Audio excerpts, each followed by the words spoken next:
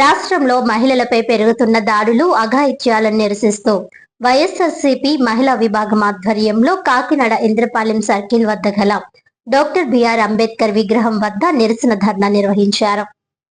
నగరంలోని ఇంద్రపాలెం సర్కిల్ వద్ద ఉన్న డాక్టర్ బిఆర్ అంబేద్కర్ విగ్రహం వద్ద వైఎస్ఆర్సీపీ జిల్లా మహిళా అధ్యక్షురాలు వర్ధినేడి సుజాత అధ్యక్షతన ఈ కార్యక్రమం జరిగింది. సుమారు 40 మంది జిల్లా మహిళా నాయకురాళ్లు, కార్యకర్తలు ధర్నాలో పాల్గొని అంబేద్కర్ విగ్రహానికి పూలమాలలు వేసి వినతి పత్రం సమర్పించారు. కూటమి ప్రభుత్వం అధికారంలోకి వచ్చిన తర్వాత చరిత్రలో ఎన్నడూ లేని విధంగా మహిళలపై దాడులు, హత్యలు, అత్యాచారాలు పెరుగుతున్నాయని మహిళా నాయకులు ఆగ్రహం వ్యక్తం చేశారు.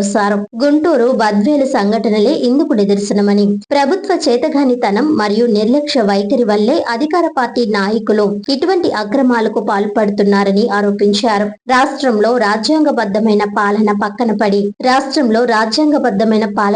పడేసి రెడ్ బుక్ రాజ్యాంగ పాలన సాగుతోందని, పోలీస్ యంత్రాంగం కూడా అధికార పార్టీ ఆదేశాల మేరకు పనిచేస్తోందని విమర్శించారు. ప్రజలందరూ ఈ పరిణామాలను గమనిస్తున్నారని, రాబోయే రోజుల్లో ఈ ప్రభుత్వానికి తగిన గుణపాఠం చెబుతారని హెచ్చరించారు. ఈ కార్యక్రమంలో వైఎస్ఆర్సీపీ మహిళా నాయకురాళ్లు, మాజీ కూడా చైర్మన్ రాగిరెడ్డి చంద్రకళా దీప్తి, జమలమడక నాగమణి, విజయలక్ష్మితో పాటు పెద్ద సంఖ్యలో మహిళా కార్యకర్తలు పాల్గొన్నారు.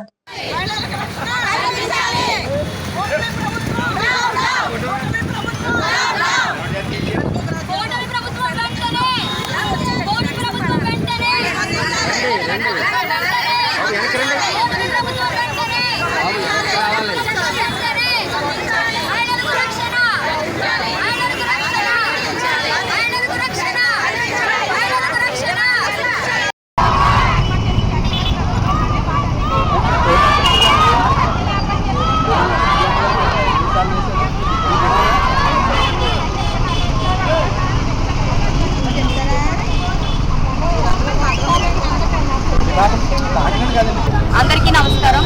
ఈరోజు వైఎస్ జగన్మోహన్ రెడ్డి గారు, అదేవిధంగా రాష్ట్ర మహిళా అధ్యక్షురాలు ఆదేశాల మేరకు కాకినాడ జిల్లాలో ఇన్ఛార్జీలు అందరూ కలిపి ఇక్కడ ఆదేశాల మేరకు జిల్లా మహిళలందరూ కూడా ఇక్కడ వచ్చి, అంటే నిన్న జరిగిన అన్ని మహిళలపై అఘాయిత్యాలు, దాడులు జరుగుతున్నాయి. దానికి నిరసనగా ఈరోజు అంబేద్కర్ గారికి వినపత్రం ఇవ్వడం జరిగింది. అయ్యా అంబేద్కర్ గారు, మీరు రచించిన రాజ్యాంగాన్ని పక్కన పెట్టి ఈ రోజు రెడ్ బుక్ రాజ్యాంగం ఇక్కడ జరుగుతుంది. మహిళలకు అన్యాయాలు, అఘాయిత్యాలు పెరిగిపోయాయి. వాటిని దాన్ని తగ్గించి వాళ్ళకు ఒక మంచి సద్బుద్ధిని ప్రసాదించి మళ్ళీ మీ రాజ్యాంగాన్ని అమలు చేయాలని చెప్పేసి మేము అందరం కోరుకుంటున్నామని చెప్పేసి వినతిపత్రాన్ని అందించడానికి ఇక్కడికి వచ్చాము.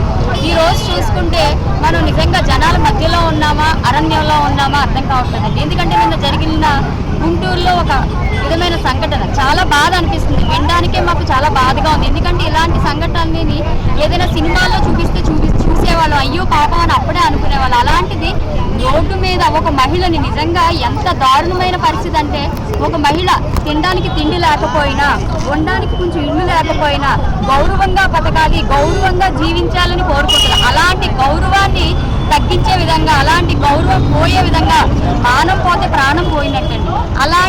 అలాంటి విధంగా మహిళ భావిస్తుంది. అలాంటిది నిన్న గుంటూరులో అమ్మాయిని చాలా దారుణం, మాకు చెప్పడానికి కూడా వ్యవస్థను చేసి ఆ అమ్మాయిని చాలా బాధ పెట్టడం చాలా బాధగా అనిపిస్తుందండి. ఇలాంటి సంఘటనలు జరగకూడదు. ఎక్కడ వెంటనే కూటమి ప్రభుత్వం దీనికి స్పందించాలని చెప్పేసి మేమందరం కూడా దీన్ని ఖండిస్తున్నాం. ముఖ్యంగా మహిళా హోమ్ మినిస్టర్ గారికి మా దగ్గర నుంచి మహిళలందరి తరఫున ఒక్క వినతి, అమ్మా మీరు మహిళా హోమ్ మినిస్టర్ అని మర్చిపోయారో, మీరు హోమ్ మినిస్టర్ పదవిలో ఉన్నారో మహిళలకు సాయం చేయక్కర్లొద్దులే అని చెప్పేసి అనుకుంటున్నారో మాకు తెలియదు. మీరు కేవలం జగన్మోహన్ రెడ్డి గారిని విమర్శించడానికి మాత్రమే మైక్ పట్టుకుంటున్నారు.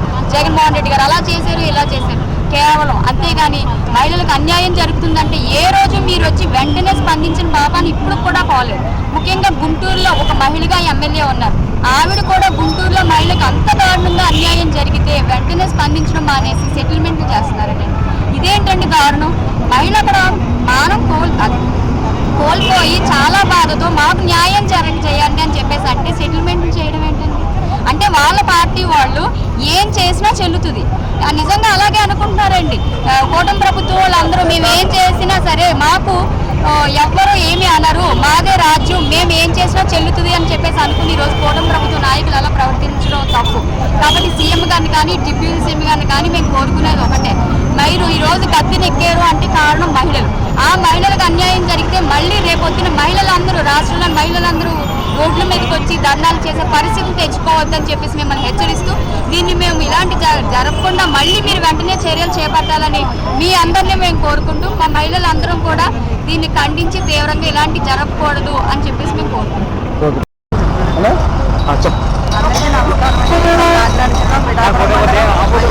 మహిళా అధ్యక్షురాలు నా పేరు రాష్ట్ర రెండు సంవత్సరాల్లో పరిపాలన ఏమీ చూడలేదండి. పరిపాలన చూడడానికి ప్రజల మీద పరిపాలన చేయాలనే ఉద్దేశం లేదు. నాయకులు కరెక్ట్గా ఉంటే వెనకాల ఉన్న కార్యకర్తలు కూడా అదే విధంగా ఉంటారండి. నాయకులు కరెక్ట్గా లేనప్పుడు కార్యకర్తలు చేసేదాన్ని ఆ తప్పు అని చెప్పడానికి ఎలా ఉంటుందండి? మహిళలపై దాడులు, అత్యాచారాలు ఈ 2 సంవత్సరాల్లో జరిగే ఇయే తప్ప వాటి మీద చర్యలు కూడా తీసుకోవడం లేదని ప్రభుత్వం. పరిపాలన ఏదైనా చేసి చూపించాలి కానీ ఈ విధంగా మహిళల్ని వేధించి ఇబ్బంది పెట్టి బాధాకరంగా ఇలాంటి సంఘటనలు జరుగుతున్నాయంటే వాటి మీద ఏ చర్యలు తీసుకోకుండా ఉంటే చాలా దారుణం అండి. మీరు గెలవడానికి గద్దె ఎక్కడానికి కారణం మహిళలు. అదే మహిళలు మిమ్మల్ని గద్దె దింపడానికి కూడా రెడీగా ఉన్నారని సభముఖంగా చెప్పడం జరిగింది.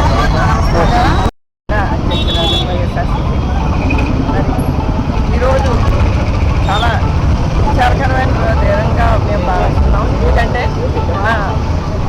రాష్ట్రంలో రాజ్యాంగం పేర్కొంది.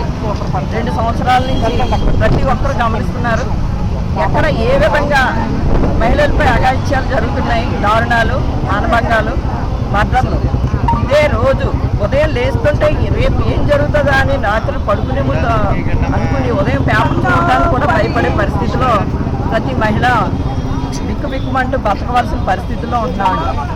మరి గతంలో మా అధ్యక్షుడు, మా ప్రీతమ నాయకులు జగన్మోహన్ రెడ్డి గారు తీసుకొచ్చినటువంటి దిశా చట్టాన్ని నిర్వీర్యం చేసేసారండి.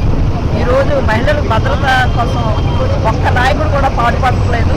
ఈవెన్ మహిళా ఎమ్మెల్యేలు కూడా ఉన్నటువంటి ప్రాంతంలో కావలి, మరి గుంటూరు ఇలాంటి చోట్ల జరిగినటువంటి అకృత్యాలు మొన్న జరిగినటువంటి గుంటూరులో జరిగిన మరి అమానవీయమైనటువంటి సంఘటన, మహిళని పట్టపగలే భద్రత లేకుండా ఒక చిన్న ఇష్యూ మీద అతను చేసినటువంటి తెలుగుదేశం నాయకుడు చేసినటువంటి ఆ అమ్మాయిని మరి బట్టలు ఓడదీసి పట్టపగలో అందరూ చూస్తుండగా చేసినటువంటి పరిస్థితి మనం అందరం చూస్తాం. మరి ఇలాంటి అరాచకాలు చేస్తున్నటువంటి ఈ ప్రభుత్వంలో మన కాకినాడ జిల్లాలో డిప్యూటీ సీఎంగా ఉన్నటువంటి పవన్ కళ్యాణ్ గారు నిన్న కాక మొన్న అవార్డ్స్లో వాళ్ళ కూతురు మరి పెద్ద అన్నయ్య గారికి అమ్మాయి నిహారిక గారికి ఆమెకి కంగ్రాచులేషన్స్ చెప్పడానికి అయితే స్పందించారు. మరి అలాంటి టైంలో మరి సంఘటన జరిగి ఆయన నోరు మెదకపోవడానికి గల కారణం ఏంటో మాకు ఎవరికి అర్థం కావట్లేదు. మరి ఇలాంటి సంఘటనలకి మరి వాళ్ళు కూడా స్పందించకపోతే ఇంకేంటి? ఈ సాక్షి దినపత్రిక ద్వారా, సాక్షి ఛానల్ ద్వారానే ఇది బయటకు వచ్చిందండి ఈ ఇన్సిడెంట్. దాన్ని చూశాక దాన్ని ఏదోలాగా కప్పిపుచ్చాలని మరి అక్కడ ఉన్నటువంటి స్థానిక ఎమ్మెల్యే ప్రయత్నాలు చేశారు. కానీ ఆమె ప్రయత్నాలు కానీ ఏదోలాగా మసిపూసి పారడికే చేయాలనుకున్నారు. కానీ అది బయటకు రావడంతో నిన్న కాక మొన్న చంద్రబాబు నాయుడు గారు మన సీఎంగా ఉండి ఆయన ట్వీట్ చేశారండి. ఆయన ద్వారా ఇప్పుడు ఈ వెలుగులోకి వచ్చింది. దీన్ని మేము తీవ్రంగా ఖండిస్తూ మా జిల్లా వ్యాప్తంగా మహిళలందరూ, వివిధ నాయకులు, హోదాల్లో ఉన్న నాయకులు అందరూ కలిసి ఈ కార్యక్రమాన్ని, నిరసన కార్యక్రమాన్ని కాకినాడ అంబేద్కర్ గారి సెంటర్లో